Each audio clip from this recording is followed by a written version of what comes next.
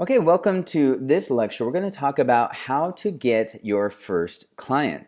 So remember what I said about everyone needing some kind of help when it comes to online marketing? Well, it's true. It's absolutely true.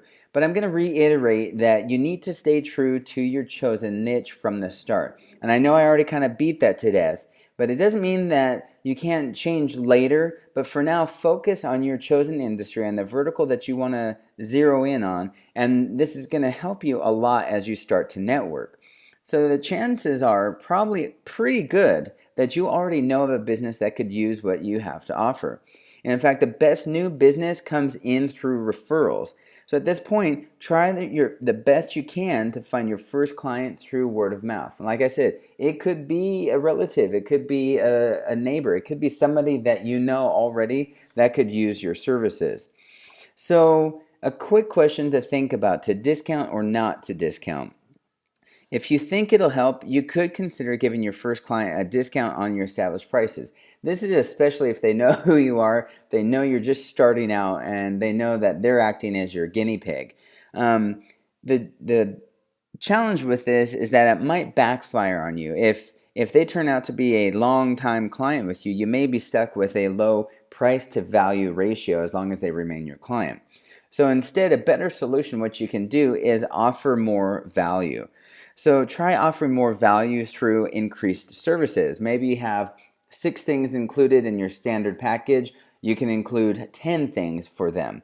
And it's not going to add too much of a burden of work for you, but it'll also help incentivize them to want to go with you and get started with you. And you need that first client to get started. So your services will change over time, but it's harder for you to change your pricing on your first client. So it's easier to, what I'm saying is it's easier to change your services as you go on, and you tell your first client, hey, we've evolved, we're keeping up with what online marketing is doing right now. We're going to change up the services a little bit to be more effective for you. And that's easier to change than if you say a client comes in at $500 and you want to increase your prices to $800 and everybody else is signing up at $800. But that client is kind of a legacy client, and he or she's going to want to continue to pay him $500. So it might be harder to change your prices, not as hard to change your services. But by doing this, also it'll help you treat your business like a company from the get-go, like a big company. Also, your clients, with this in mind, they will never undervalue your services because they're getting a price break. So just keep that in mind as you're thinking about selling and the actual sales price with your first client. So at this point, most likely you'll be able to get your first client from someone that you already know in your social circle.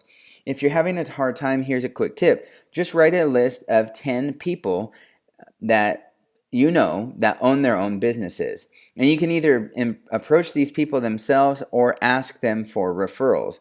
In fact, a lot of time people will just ask a business owner they know if they know of anybody, and it's kind of sneaky, and they say, oh, well, how about me?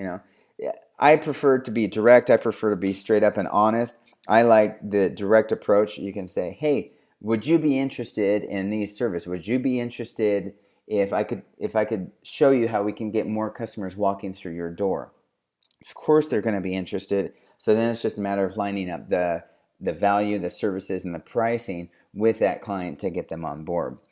So at this point, the key is your attitude. The most important part of this is your attitude. You got to be cool, you got to be nice, and don't just ask. You got to be willing to give something in order to help get things started.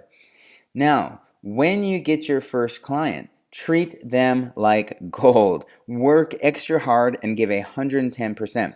Go above and beyond what you would normally do. And this is actually for a few reasons. The first reason is you want them to love you and you want them to stick around with you. Second, you want them to tell their friends and associates about that. You want that steady stream of referrals. And third, you want to get really good results. If you're doing SEO, for example, get them on that first page of Google and do it fast. Do what it takes.